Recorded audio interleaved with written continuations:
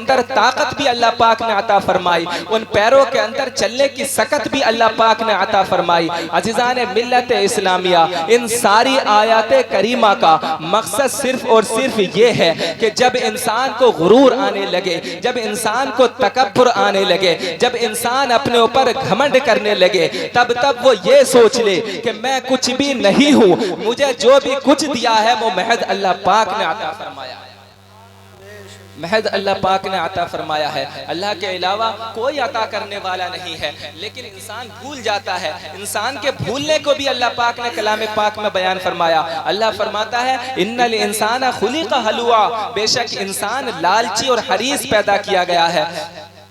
वइदा मस्सहु शर्रु जज़ुआ, जब उसे बुराई लगती है तो वो रोने लगता है, जब उसको बुराई लगती है तो वो मचलने लगता है। वइदा मस्सहु शर्रु जज़ुआ, और जब उसको बुराई लगती है तो वो मचलने लगता है। अज़ीज़ान मिल्लत इस्लामिया, इन आयत करीमा में अल्लाह पाक ने बयान फरमाया कि इंसान की फितरत ये है कि अच्छाई लगती है तो वो अल्लाह पाक को भूल जाता है, नेकी को भूल जाता है, मजहब को भूल जाता है, दीन को भूल जाता है। लेकिन जब उसे बुराई लगती है तो वो रोने लगता है, चिल्लाने लगता है। उसे बीमारी आती है तो कहता है कि अल्लाह रब्बुल इज्जत को मैं ही मिला था ये बीमारी देने वाला, और नऊज़ु बिल्लाहि मिन ज़ालिक। हम अल्लाह पाक से इस चीज की तौबा करते हैं। लेकिन अज़ीज़ान गिरामी, इंसान का हाल ही ये है कि जब फरावानी हो तो सब कुछ भूल गया। कब अज़ान हुई पता नहीं, कब नमाज होती है पता नहीं, कब रोजे को महीना आता है पता नहीं, हज कैसे अदा होता है पता नहीं, ज़कात कैसे अदा करनी है पता नहीं, क्योंकि फरावानी में है। इसके पास ताकत व सकत है, इसके पास मालो दौलत है, सब कुछ भूल चुका है। लेकिन थोड़ी सी परेशानी आ जाए, फिर जब परेशानी आती है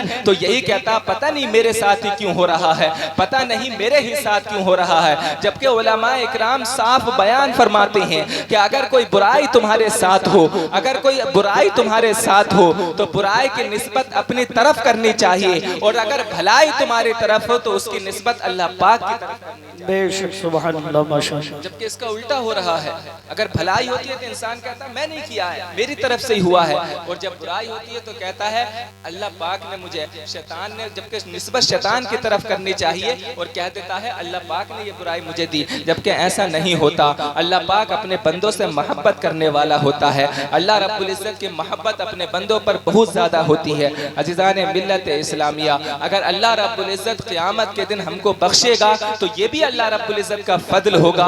अज़ीज़ान मिल्लत इस्लामिया, अगर वो हमारी पकड़ करने पर आ गया तो यकीन रखिए कि हम में से कोई भी नहीं बच पाएगा। बहरहाल मैं ये अर्ज कर रहा था कि बेशक इंसान को अल्लाह पाक ने पैदा फरमाया, और जब दुनिया के अंदर पैदा फरमा दिया तो साथ में ये भी बता दिया कि ये लोगों ये मत समझना कि तुम्हारी दुनिया की जिंदगी या आखिरी जिंदगी होगी, ऐसा नहीं है। बल्कि कलाम पाक की बहुत सारी आयतों में अल्लाह पाक ने फरमाया कुल्लु नफ्सिन ज़ाइक़तुल मौत, कि हर वो जान जिसको हमने जिंदगी अता फरमाई है उसको मौत का जायका चखना है। एक और आयत करीमा में फरमाया ऐनमा तकूनु युद्रिक मौत वलौ कुंतुम फी बुरूजिन मुशय्यदा, तुम जहां कहीं भी हो मौत आकर तुमको पकड़ लेगी। एक और आयत करीमा में फरमाया वजाअत सकरतुल मौत बिल हक, और मौत की सख्ती हक के साथ आ गई। एक और आयत करीमा में फरमाया कुल इन्नल मौत अल्लज़ी तफिर्रून मिन्हु, ए महबूब फरमा दीजिए बेशक वो मौत के जिससे तुम भाग रहे हो फइन्नहु मुलाक़ीकुम, वो तुमसे मुलाकात करने वाली है। सुम्मा तुरद्दूना इला आलिमिल गैबि वश्शहादा, फिर तुम्हें पलटना है आलिमुल गैबी व शहादा की तरफ। फयुनब्बिउकुम बिमा कुंतुम तालमून, फिर तामलून, फिर वो खबर देगा कि जो तुम किया करते थे। अज़ीज़ान मिल्लत इस्लामिया, अब सवाल पैदा होता है कि अल्लाह पाक ने इतनी आयत करीमा क्यों नाजिल फरमाई मौत के ताल्लुक से। वजह वही है जो मैंने पहले बयान की कि इंसान सब कुछ भूल जाता है। जब दुनिया के अंदर फरवानी आती है तो सब कुछ भूल जाता है। अल्लाह पाक ने अपने बंदों पर एहसान फरमाया, और मौत की एक नहीं बल्कि एक से ज़ायद आयतें कलाम पाक के अंदर नाजिल फरमा दी, ताकि बंदे ये सोच लें कि तुम्हारे पास फरावानी तो है, आज तुम दुनिया में जिंदे तो हो, लेकिन याद रखना जब तुम्हें जिंदगी अता की गई है तो अल्लाह पाक तुम्हें मौत भी जरूर अता फरमाएगा। इसलिए अल्लाह पाक ने कलाम पाक के अंदर बयान फरमा दिया। मिल्लत इस्लामिया। इसलिए ज़रूरी है कि हम अल्लाह रब्बुल इज़्ज़त की तौहीद का अक़ीदा रखें, अल्लाह रब्बुल इज़्ज़त की इबादत करें, अल्लाह के रसूल अलैहिस्सलातु वस्सलाम पर दुरूद शरीफ ज़्यादा से ज़्यादा कसरत से पढ़ा करें। अज़ीज़ान मिल्लत इस्लामिया, अल्लाह रब्बुल इज़्ज़त की इबादत बजा लाएँ और जो बुराइयाँ हैं उनसे दूर रहें, ताकि हमें दुनियावी ज़िंदगी भी हमारी अच्छी गुजरे और उखरवी ज़िंदगी भी हमारी अच्छी हो जाए।